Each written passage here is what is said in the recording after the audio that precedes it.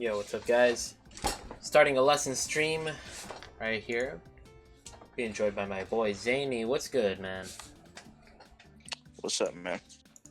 So this is the second lesson that we've had. It's been a long time since the first one. So Very. tell me what's changed since from then till now. How'd the first lesson work out for you? It was actually really good, really helpful. Good stuff, good stuff. Okay, so, we spoke a little bit before the lesson, which I'm actually going to post right now, what was said, in the Discord chat. And I'm also going to go ahead and post that on Twitter.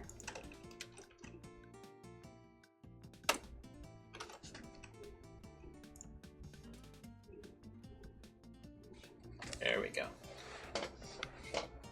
So, you said you started playing Diddy Kong now as a pocket character, Yeah. potentially bringing him out the tournament for bad matchups. Yeah. Do you want me to start out as him, or do you want No. me to start out as No. I'm just trying to go down the summary and trying to make sure we got everything right. You said before last time I didn't ask you what your strengths were. This time you said patience and juggling were two of the main things that you feel like you do well, and you Yeah. feel like the main thing that you struggle with right now is adaptation. Now, what do you mean by adaptation? Sometimes I have a hard time. It's just like certain players, I guess you could say. It's not like I can adapt to some people, and then there's some playstyles that I just crumble and fall apart against. Okay, so specifically dealing with playstyles, not like individual options or things like that. Because last time we spoke, the last lesson that we had, we spoke a lot about adapting in neutral. And, well, I mean, since then I realized that was well, I mean, I spoke about it in the moment, and it's still really good, but I realized after that there's a lot more to adaptation that's very important than that, which is what I've been applying a lot in my own play. But specifically dealing with neutral. Okay, there's the donation, I believe. Yes, it is. Thank you so much for the $20 donation for the paying for the lesson right now. So, let's go ahead and get into the match. All right, I got you. We're gonna go ahead and spar a little bit at the start, see if we need to do any refreshers on what we talked about last time. And after that, I'm gonna talk a little bit about other ways to adapt. See if something might be able to help you out a little bit. And besides that, from the sparring, we're gonna go ahead and get to see a little bit of what you're working with right now.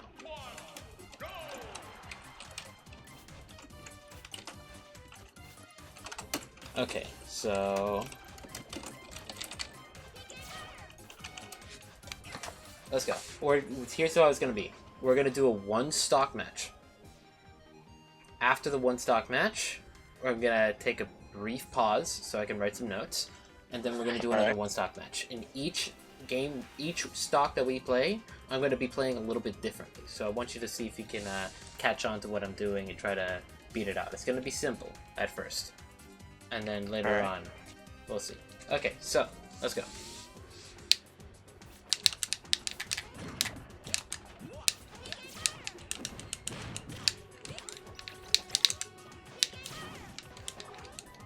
Ooh, that's lag.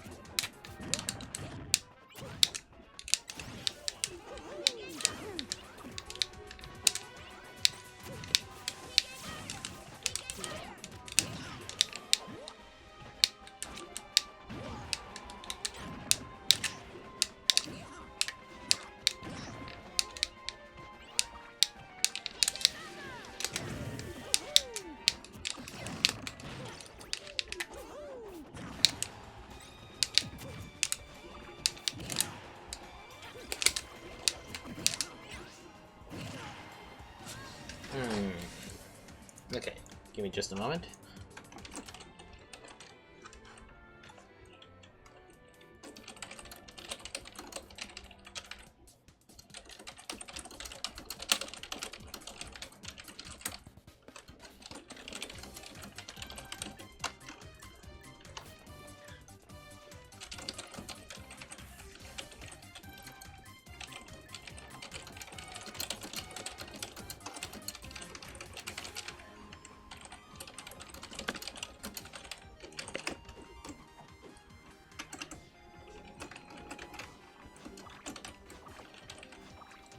Okay, let's go for round 2.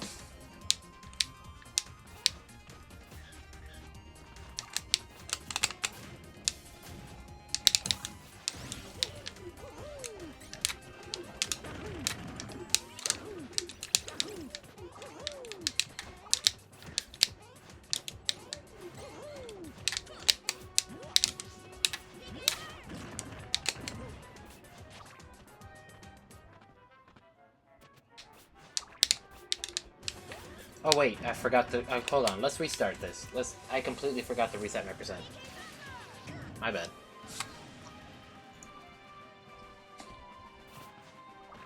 Okay, let's go.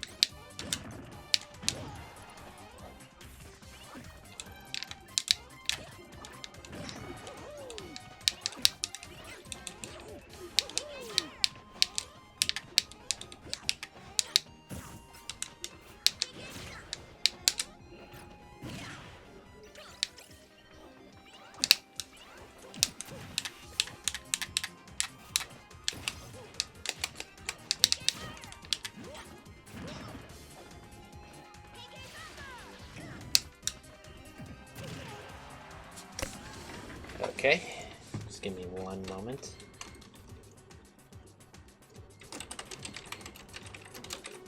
This lag, bro. No, the lag is terrible. You're 100% right. But I'm gauging it less on the success of your actions and more on the decisions that you make. And that's how you have to play on Wi-Fi. You can't always just go based on what's happening on screen. You gotta go with, okay, did I make the right call? Because offline, it would have been a completely different result in a lot of the cases.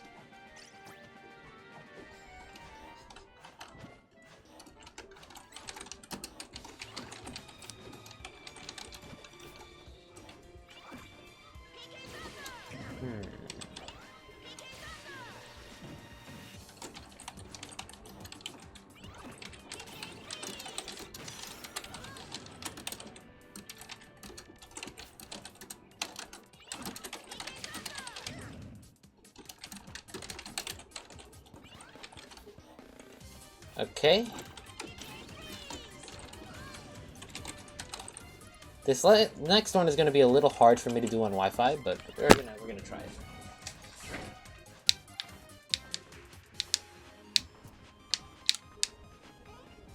Oh wait, I need to reset my percent.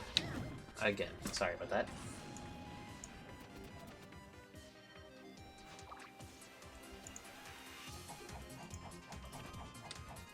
Okay, let's go.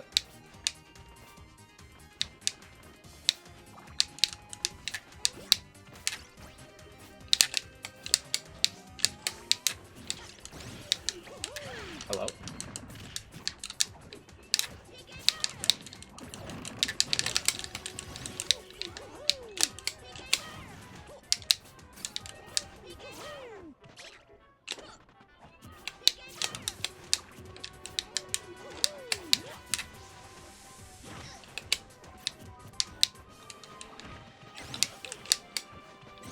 Oh yeah, I'm definitely not getting this across, right?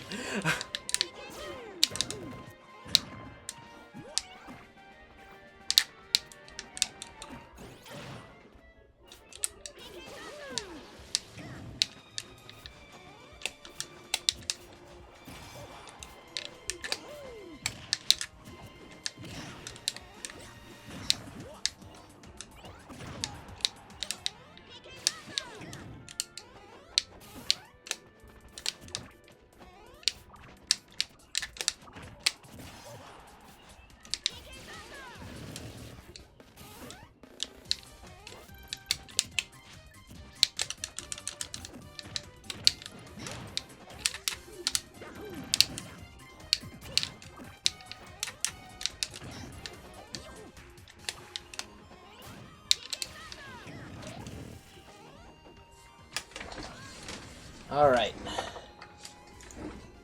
So, one moment once again. By the way, for those of you in the chat, if you guys want to see what I am looking at right now, I'm going to post the link in the chat. You guys can follow along with the notes that I'm dishing out right now.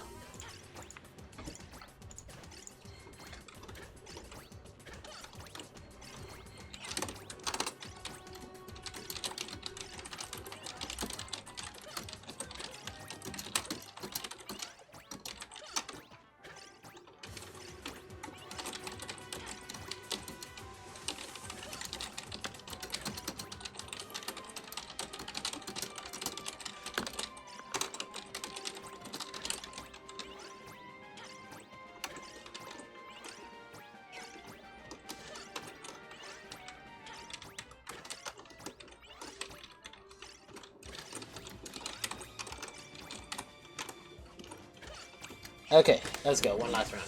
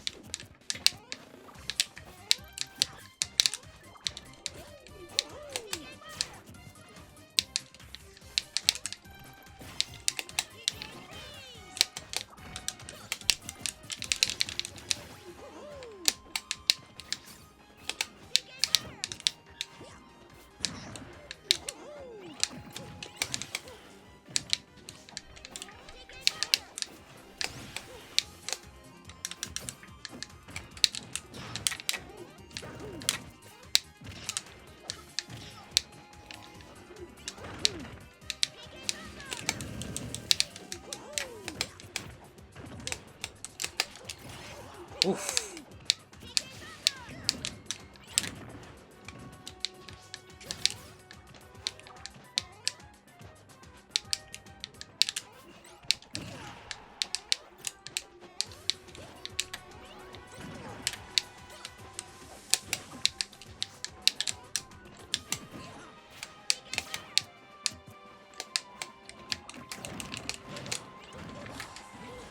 Good stuff.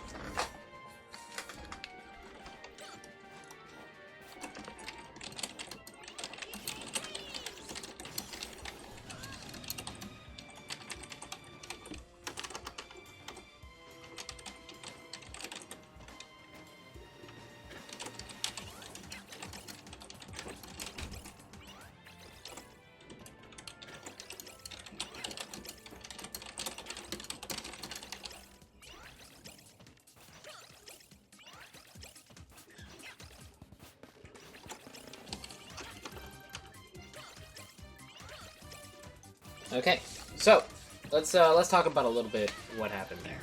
So actually, no, let's do one more because I wanna see what happened in that last one a little bit deeper. By the way, I can't hear you if you're talking. Oh, okay. All right, let's go.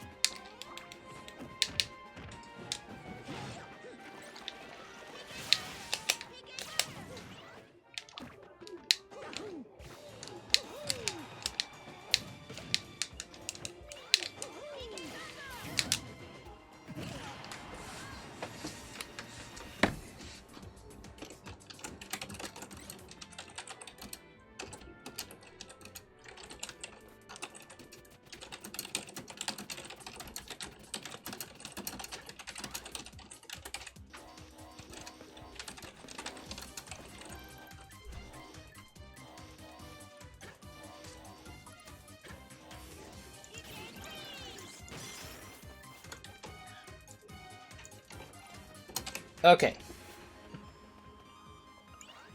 So let's talk a little bit about the matches that just happened. So, what did you feel was going on in each of those rounds, if you remember? I remember the playstyles. Okay.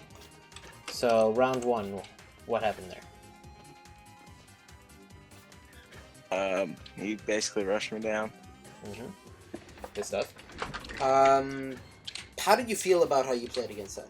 Because I feel like even though you were trying to wall me out, you kind of got opened up hard. Yeah, I think part of that is because of the lag, but I don't know. I think I've been having a little bit of trouble with the rush down lately for some weird reason. I noticed, like, one of the things you tried zoning me out with was, like, a short hop PK fire, but it just went right over my head. I feel like maybe you used it a little too early when you were jumping.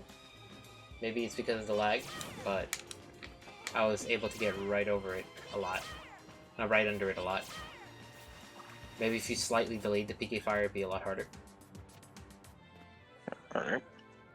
Let's try that again real quick, because I feel like the way you were playing, you should have been fine against Rushdown, and yet you got opened up hard. Okay, let's go.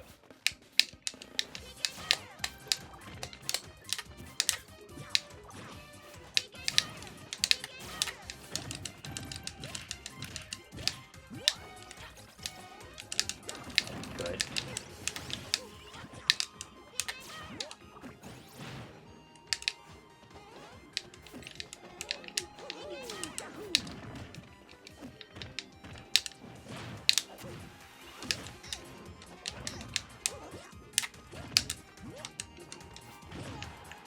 That was lag, by the way. That attack was supposed to come out a lot earlier. You probably would have dodged it.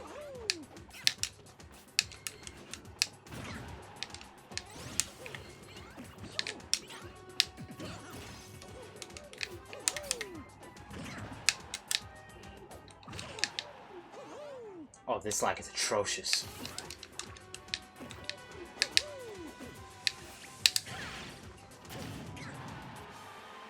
I'm so sorry. I figured. No, this... Is there any way we can fix this? Because I'm running right now with a power... I mean, yeah, with an Ethernet cable. A LAN adapter. It's usually not this bad. 1 second. Okay, but Zaltus, I'm not hitting the shield button on purpose. I'm demonstrating a point right now. Yeah, okay, so right now it seems to have cleared up a little bit. Let's try that one last time. Let's go.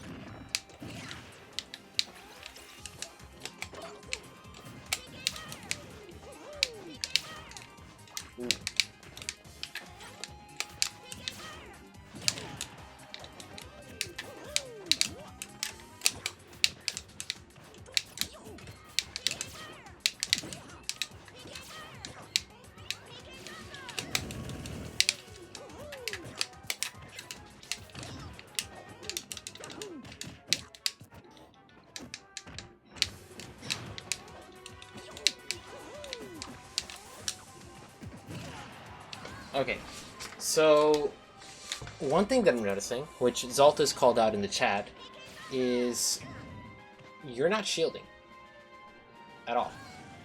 I feel like you're relying a little bit too much on your attacks to keep your opponent out, and when your opponent gets in your face, you get promptly overwhelmed.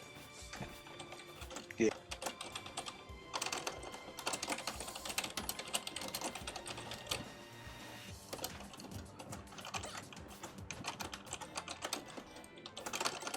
Okay, let me see. Passive play too over-reliant on passive offense, not enough defense. Okay, so I feel like defense is definitely something you need to work on. You got the offense pretty well set. Your rushdown play is, although you do have a tendency to throw out attacks when you really don't need to, I feel like your goals are along the right track. So it's not so much that you need to change the way you're thinking about it, as you need to change the decisions you make when dealing with it. Okay. So, one obvious way of saying that is when you're being rushed down by your opponent, you can throw out attacks to intercept them. That's passive offense. But then you can also just put yourself in a position where you can react to what they're doing and then punish them, which is defense. You can shield, you can roll, you can put distance between you and your opponent and put yourself in a position to whiff punish. You can air dodge. All of these are options that you have available to you.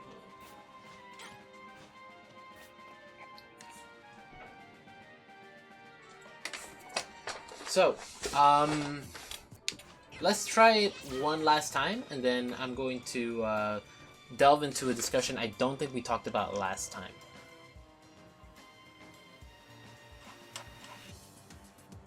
Yeah, I don't think we talked about this last time, so this is going to be really good for you. Alright, let's go.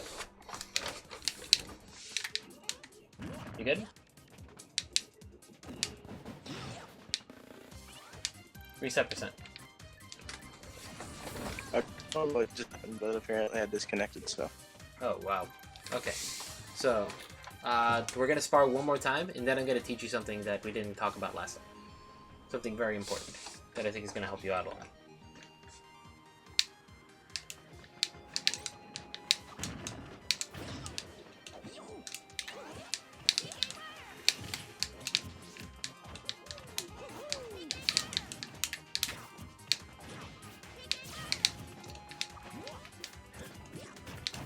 Yo, man, Eden, make that 2 nickels and a halfpenny and you got a deal, man.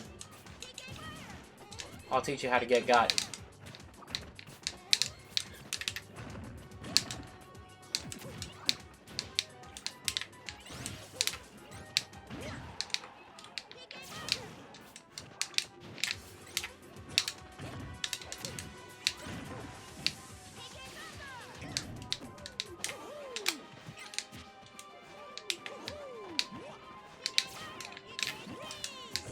Okay, there's a shield. That's good.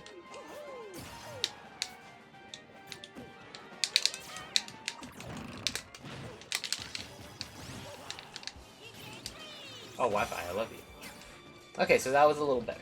So, what we're going to talk about right now is the concept of risk-reward.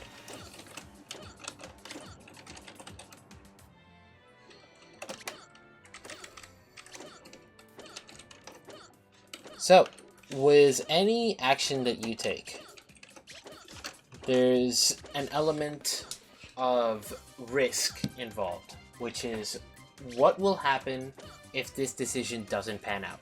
What happens if I miss? What happens if I mess up my tech? What happens if I get punished, essentially? There's also an element of reward. What happens if I succeed? What happens if I hit the opponent with what I'm going to hit him with?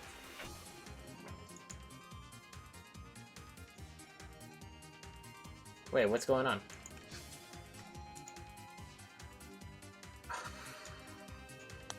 Hello. We good?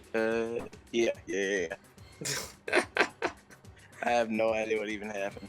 Yeah, you just got completely disconnected there, man. This is where the classroom kind of fails, but I'm surprised you didn't get put back in the classroom. Yeah, I know.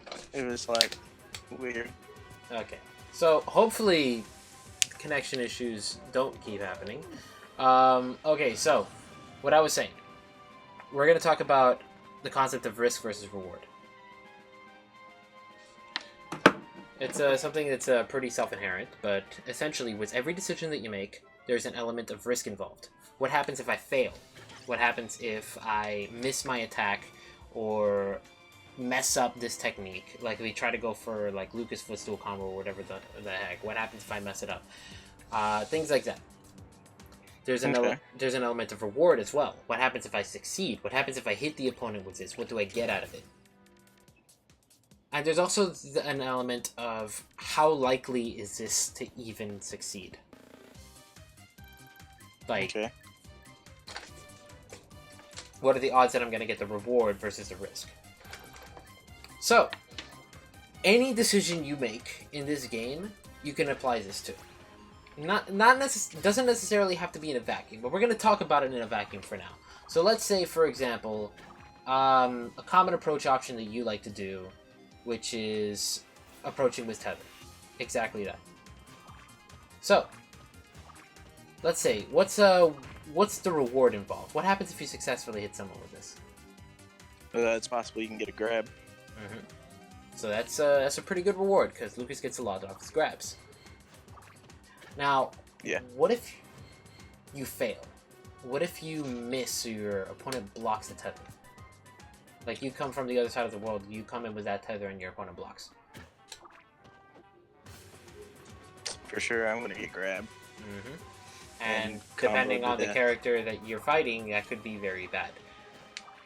Or, if you want to talk about it in specific situations, like, you can apply it there. Like, let's say you're fighting Mario and you get grabbed center stage. Maybe you're gonna get comboed a little bit. You're gonna get this this fat 31% into whatever other pressure, and that's really not good. So probably not something you want to do. But then once you're around this percentage, you get grabbed. You get a little bit of pressure, maybe with the upper strings. When you're near the ledge, you really don't want to get grabbed because there's a potential chance of death. But then, if you're near the ledge, like if you jump into Mario when he's at the ledge and you're at 120% or something like that, you get back down, you're dead. So the situation that you're in kind of changes things, even with that one move. Yeah. And of course, dealing with different characters, maybe it's not as risky. Maybe, like, let's say the reward for, let's say Mario's at like 110%, and you decide, okay, what is the reward? What do I get if this hits? Well, I get to grab him, and then I down throw up air and he dies. Yeah. So that's pretty good odds. That's pretty good reward. And let's say you are at 0%. What happens if I fail? Well, I get comboed to like ridiculous degree, and maybe if Mario does the stupid stuff, he can kill me off the top because he has rage. You know, things like that. Yeah. So maybe there's some other ways you can think about it, but you can also think about what is the way that your opponent is playing. So let's say your opponent's playing proactively, like he's rushing you down. Or he's playing in your face from a range that he can't really react to the tether. It's going to be a lot more likely that you're going to get him with the tether, and you're going to succeed. Meanwhile, if Mario's away from you and he's playing reactively, he's playing passively, he has this distance that allows him to see you coming and react appropriately. Now it's going to be a lot less likely for it to succeed. Okay. And you got to take that into consideration based on your opponent's play, based on the position they're in, and based on what has happened before. So let's talk a little bit about ledge pressure. If you are pressuring someone at the ledge, what do you like to do when you're edge guarding someone, or when you're pressuring someone at ledge? Sometimes I like to up B. Okay, you mean like your opponent's holding ledge and you'll up B them? Okay. So let's talk about the risk reward of that decision. So you throw out your up B. If you succeed, you clip them with the up B a little bit, and then they SDI in and they don't get hit by anything. That's a reward. Not very rewarding. Not very good. Now, the risk. what happens if your opponent doesn't get hit by this? You get away. So it's potentially safe unless they come in with the absolute garbage. Here, try it again. One more time.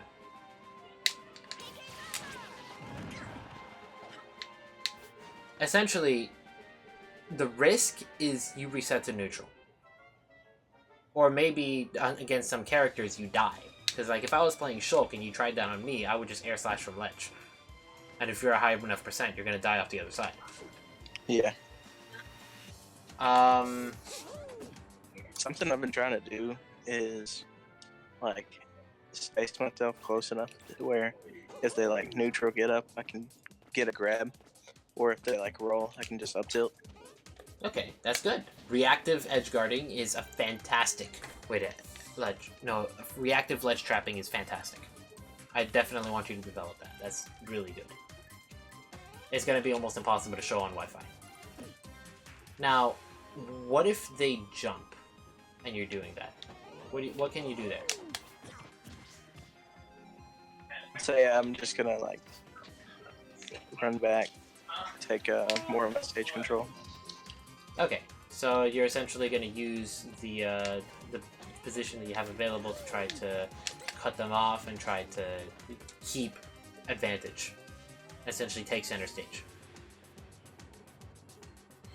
Yeah. Okay, that's good. Now, this is a very safe way to ledge trap.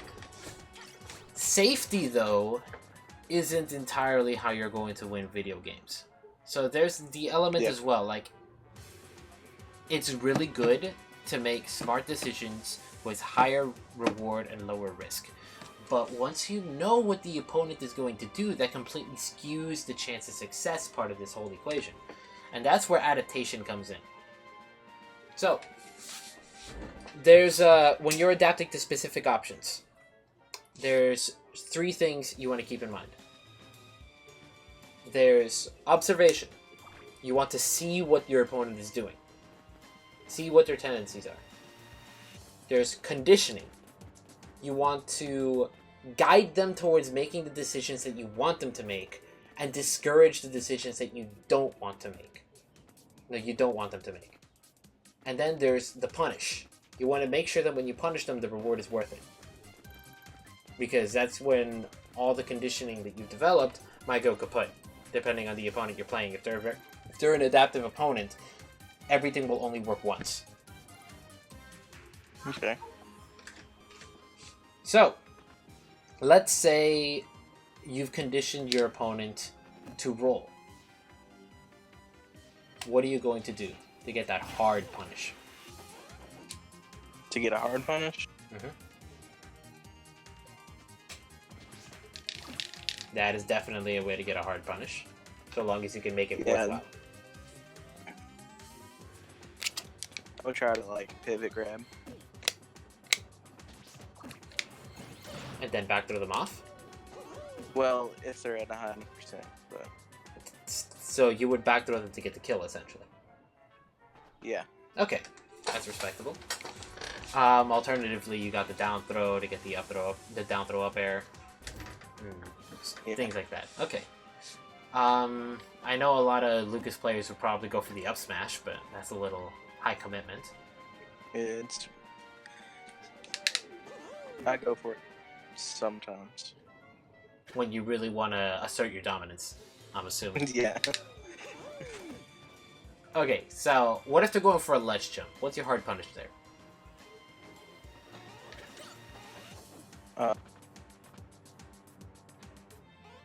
If they're in kill percent and I know they're gonna jump, I can just up air, or wait for the air dodge and up air. Yeah, that's definitely a thing you could do. Alternatively, if you don't have that many ways to cover the ledge jump, you can, instead of trying to hard punish the ledge jump, you can discourage it. Things like doing what you were doing was covering the landing, or maybe throwing out a lingering option like a nair or something like that. I know what Choco Taco has been doing is he's been throwing out a grab to cover the jump. Since the grab lingers for a tiny bit, I think. Like, especially once he's like conditioned trumps using tether shenanigans. Once the person grabs the ledge and they buffer the ledge jump, he just throws out the grab. So that's something you can think about. And of course, if you condition them to stay there and you get that trump, you're dead. Yeah. So they need to be scared of the trump.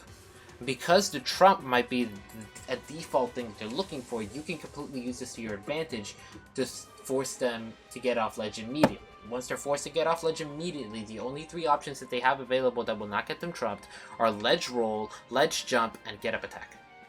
Yeah.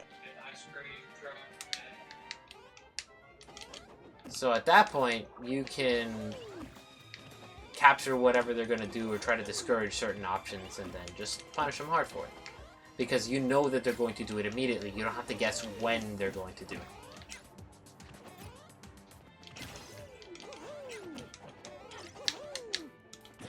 Of course, it's going to be hard on Wi-Fi, but hopefully you get the idea. These are things you can definitely look out for. But for the most part, it's good to play that reactive ledge trapping game, because when you start out, you don't have any information. When you start a match, you don't know your opponent, unless you study them heavily beforehand, and even then, you don't know what they're going to react to in specific situations that you can put them in. So when you start a match, it's good to play that reactive ledge trap game. Don't overextend, don't throw away your lead. Once you've observed them for a while, then you can condition them and then you can punish them. And it's very important to know that some opponents that you fight, you cannot condition. You're going to fight that one Mario player that wants nothing more than to run across the stage and grab you. Yeah. You're going to fight that one Mario player who wants nothing more than to approach with a shield so you can hit it and he can grab you. And he'll always do that. You're going to fight that one Meta Knight player who does nothing but dash attack. And maybe he'll mix up on occasion, like maybe he'll throw out a dash grab, but in the end it's just a rush down approach. Or maybe he'll occasionally do this to try to throw off his timing, but it's mostly just going to be immediate dash attack. And you seeing that, you have to think in the moment, what am I going to do to deal with this? You adapt once and then you win the match. You don't need to condition players like that. You can just exploit them if it's a habit. If it's not a habit, that's when you need to condition it. Okay. You need to get in their head.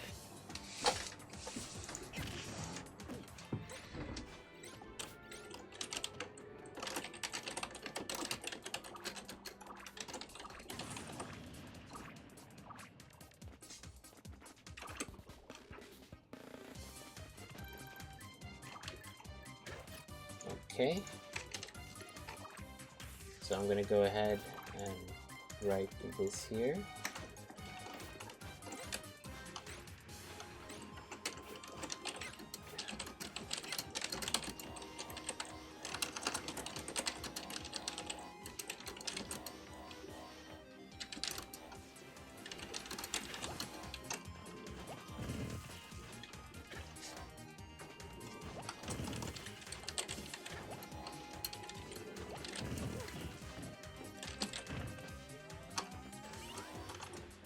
Let me see. I'll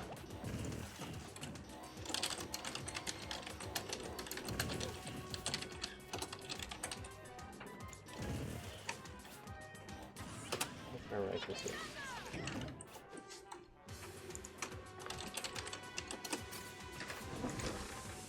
Okay, so beyond that, when you're being walled out, when you are at a disadvantage, there's also an element of adaptation there as well. Let's say your opponent is looking for something, is always doing the same thing, or just like playing reactively or doing something like that. I'm going to put you in a combo situation. It's going to be a little hard because we're on Wi-Fi, but I want you to try to develop in the moment, see exactly what's going on, and we can go from there. So when you're being pressured, that was good. That's in the moment. We'll see as the match develops. We're going to spar for a while. I'm going to call out a situation where you can definitely do something.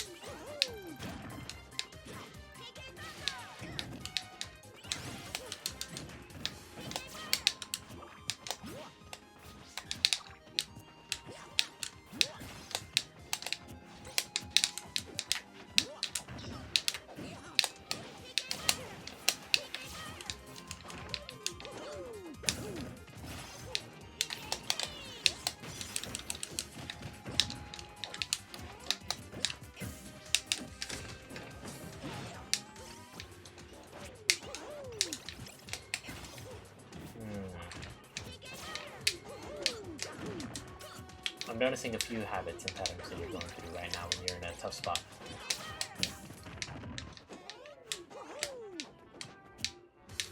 Oh geez, that lag.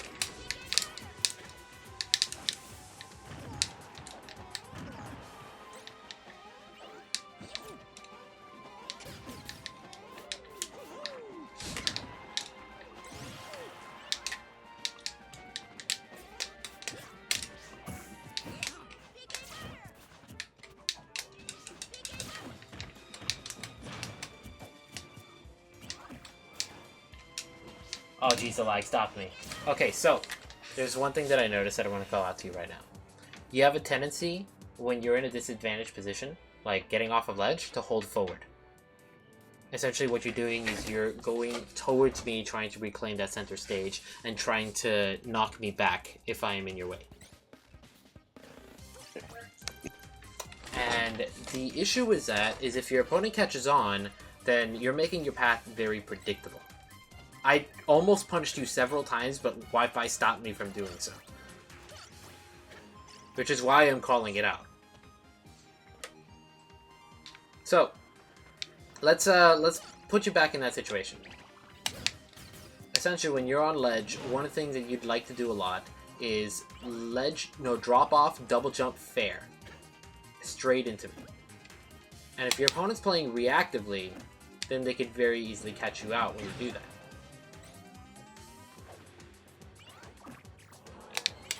So that's one thing you can do. You can drift away when you realize that your opponent is trying to cover. Like, if I retreat to try to cover your landing, and you stutter your drift, you can get away with it.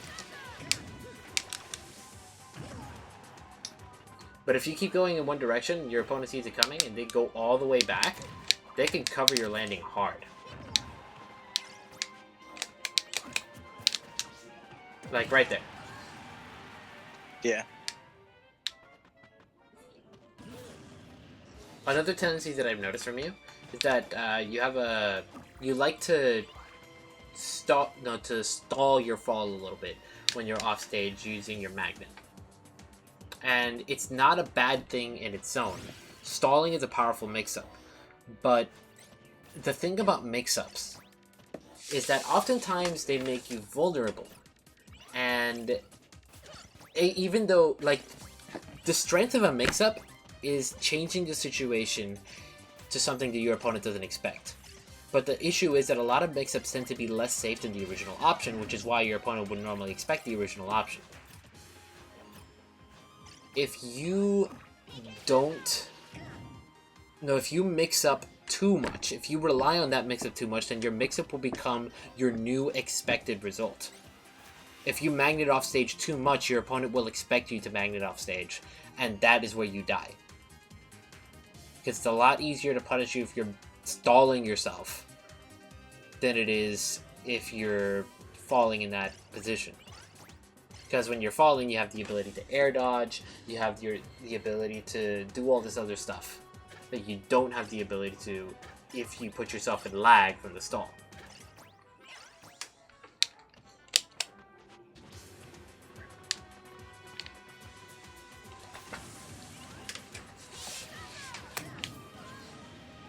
Okay, so we have about 15 minutes left. Let's spar a little bit more. See if there's anything else that we can call out. All right.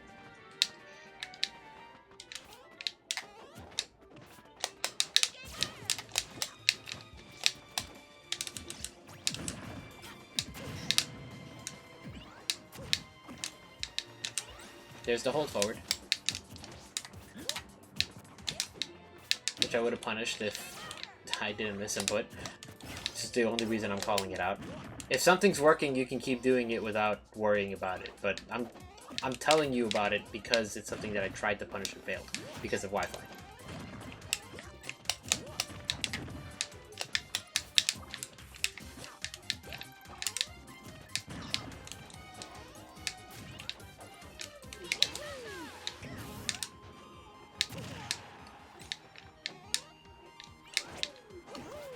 Now, here's something that I did there that you probably noticed. I overextended. put myself in a bad position, gave you complete stage control, and took advantage. Yeah. In those situations, you take full advantage of that. Yo, Master of the Universe, thanks a lot for the 5 bits. Much appreciated, man. Alright, let's keep going.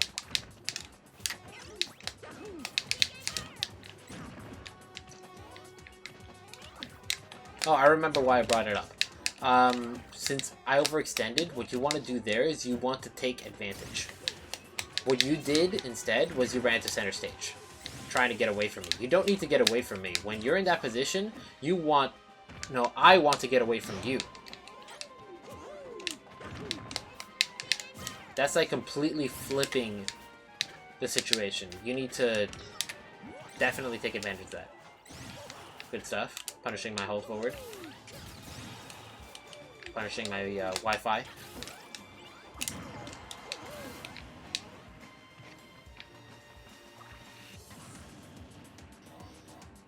Okay. One more. And then I'm gonna talk about something else.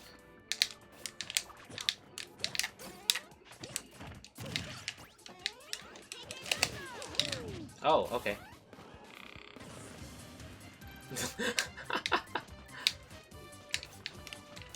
That doesn't count.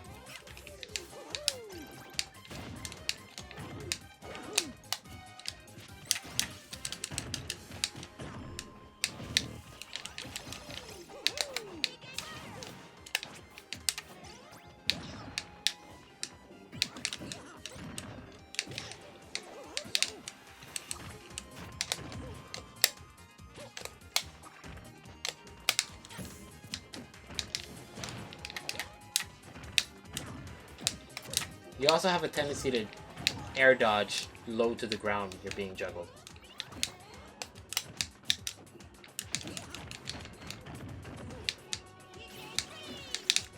Ooh, okay.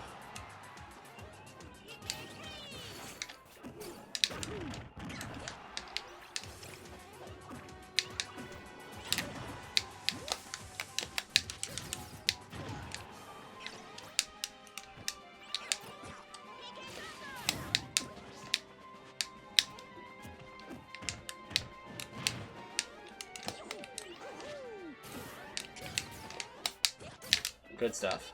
Good positioning.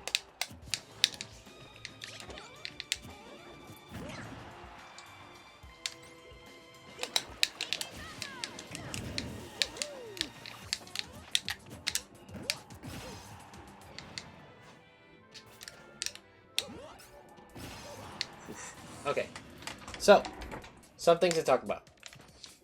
You have a tendency when you are being pressured, when you're trying to play passive, you have a tendency to throw out attacks in anticipation of an opponent's approach that have no chance of working.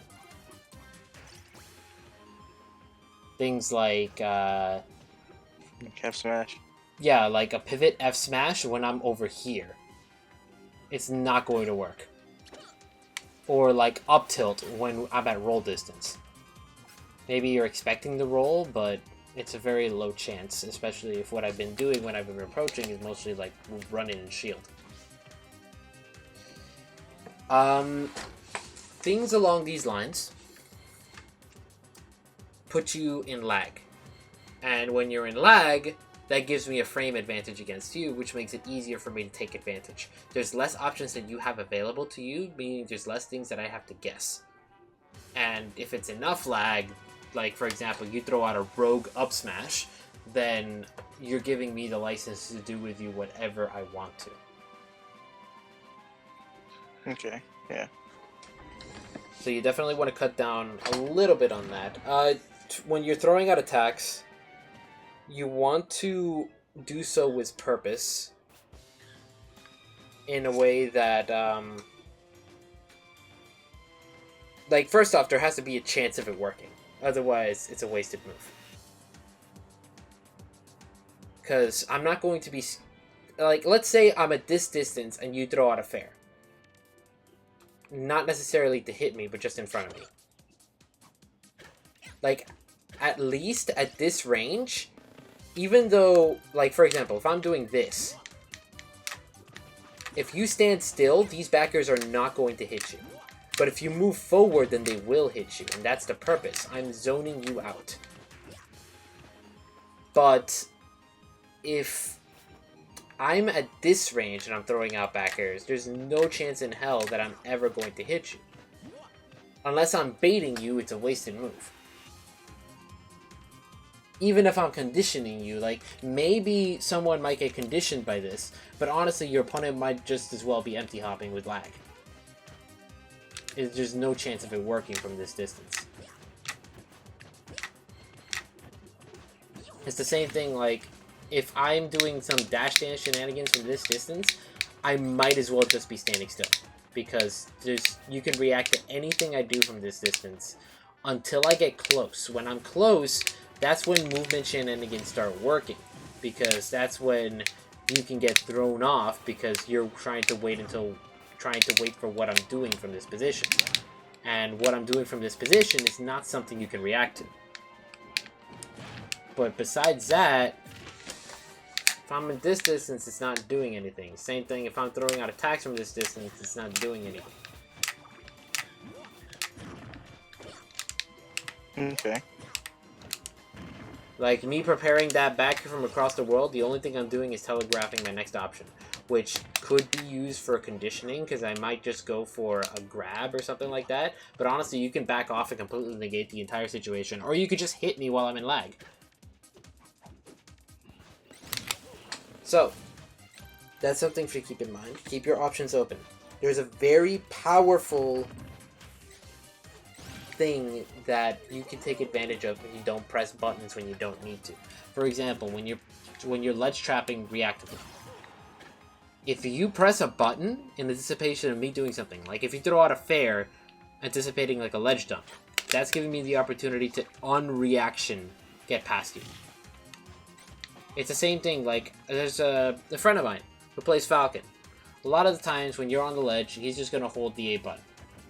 And when it doesn't work for a little bit, he's going to roll away. That roll away is my opportunity to neutral get him.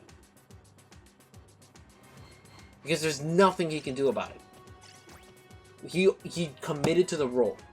The instant he committed to the roll, he gave me the opportunity to get back on stage for free.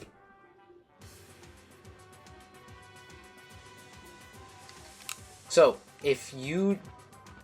Or another thing. Let's see, how can I say this? Let's say you're ledge trapping. And and you throw out a fair, and you miss, and I ledge jump. Right there, even though you could potentially chase me down, you threw away the opportunity to catch me on reaction with something that would have worked very easily. Like, if on reaction you just jumped up and up-aired, I'd be dead. Wi-Fi, obviously, is going to be hard. But that's the idea behind it. If you don't press a button now, you can press a button later when you can actually get a hard punish from it. And that kind of goes into the risk-reward aspect of it. Because even if something is low risk, you lose the opportunity to get a higher reward later on when you press a button in certain aspects. Like, for example, let's say I'm playing Shulk, I'm zoning with Nairs, and then I miss the opportunity to get, like, on reaction or better yet, I'm throwing out back airs, and I miss with a back air, and I miss the opportunity to, let's say, land and forward smash, or land and get an up tilt or something like that because I committed to an aerial option. Or let's say I can just, from the ground, I can just jump and forward air and catch someone in the air, but instead I'm on the ground throwing out a back air and my opponent's getting past me because I overcommitted. And I lost my advantage because of that. So these are things to keep in mind when you're in those positions. So we have about 5 minutes left. Is there anything you want to ask about before we wrap this up? I'm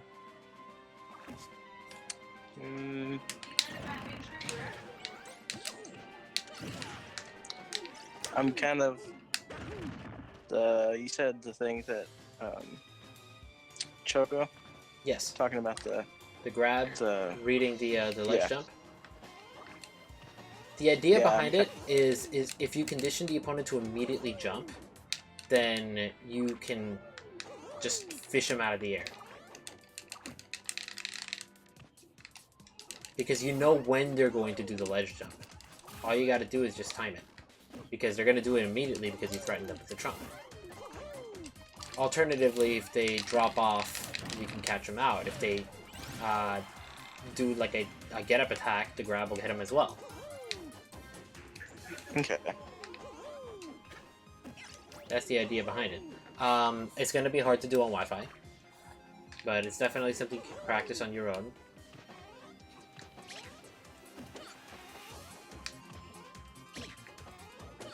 I will do that for sure. Mm-hmm.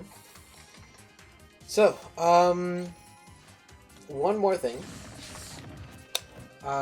Let's see. So we talked a little bit about the punish aspect of when you're adapting in the advantage state. You want to make sure that when you punish someone, when you condition someone, it's worth it. What you're getting. So, like, for example, let's say you waste a punish, like, you know they're going to roll, so you up tilt. That up tilt's not going to kill, and you're not going to be able to combo off of it, so you, like, blew your punish opportunity with a weak attack. Even though it's safe, like, that right there is an issue of safety is not going to cut it. You're missing out on the X factor. Okay. You want to make sure that if you know what your opponent is going to do, you let him have it. In any situation that results from that, you let him have it. Make sure you get the hardest punish you possibly can. The highest reward. If you have the opportunity to get anything on the opponent, you get whatever gives you the highest reward for that situation. That goes for almost anything. Like, when you're playing neutral, you can't always choose what attack you hit your opponent with. But you want to make sure that whatever attack you do hit him with, you can get a good reward off of it. And then in a situation where you have multiple options to choose from, like for example, your opponent is landing with an air dodge, you have a lot of window to punish them. If you just forward tilt, you're not going to get anything off of it. But if you grab them, you get a lot. If you down tilt, you get at least a jab. I don't know what other moves you might have to catch someone out. But also, if you forward smash them, or if you smash attack them, they might die. So it's things like that you want to keep in mind. You want to make sure that whatever you hit them with, you make it count. So this situation, okay. I'm running in. You know I'm going to run in. I'm going to air dodge because I'm scared of whatever you did before. Then you can forward smash me. You can grab me. You can do whatever. Honestly, I would say grab is your best option. Make it count. What's up, Just Test, bro? How you doing?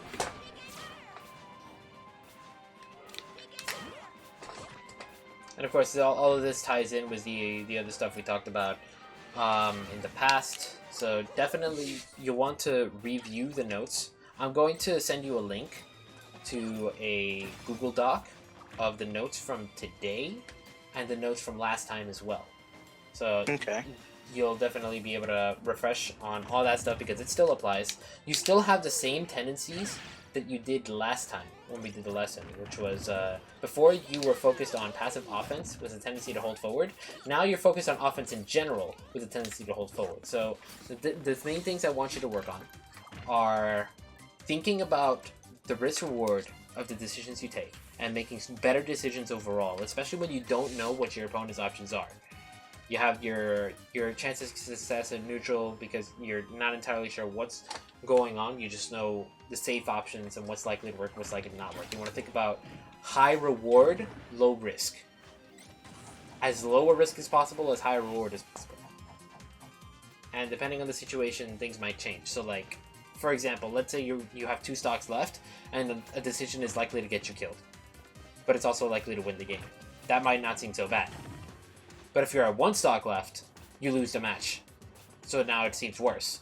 And let's say if you lose the match, you lose the set. Now it's even worse. So a lot of this compounds based on the situation. You want to keep that in mind. I also want you to watch your matches.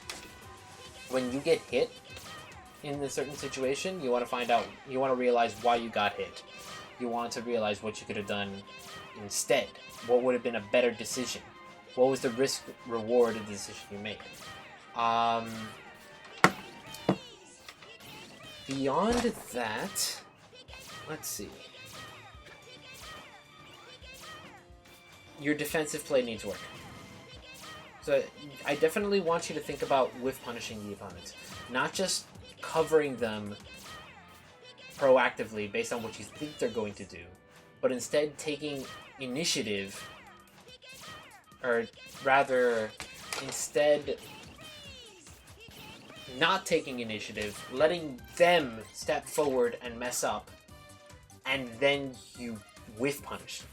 You block and you grab them, or you block and you smack them for what they're doing, or you step out of the way and then you get a free grab. Reactive play instead of proactive play. I want to see a little more from you.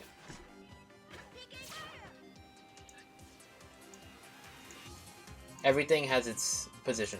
If you know what your opponent's going to do, like if they're at a distance, you can definitely throw out your PK fires. You can zone them out like that. It's going to be beautiful. You can tether them, catch them out. It's going to be fantastic. But when they're closer to you, you don't have that opportunity. When your back is to the wall, you don't have that opportunity.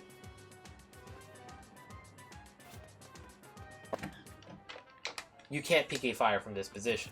It's not going to happen. Like, you can, but then I can easily get over your head and punish you hard. You don't have that room to back off. That momentum from PK fire is what keeps you safe. You don't have that when you're in the corner. You're forced to jump. You're forced to go off stage. And if you go off stage, you give me stage control. And when you give me stage control, you get ledge trapped. And that's when you have bad times.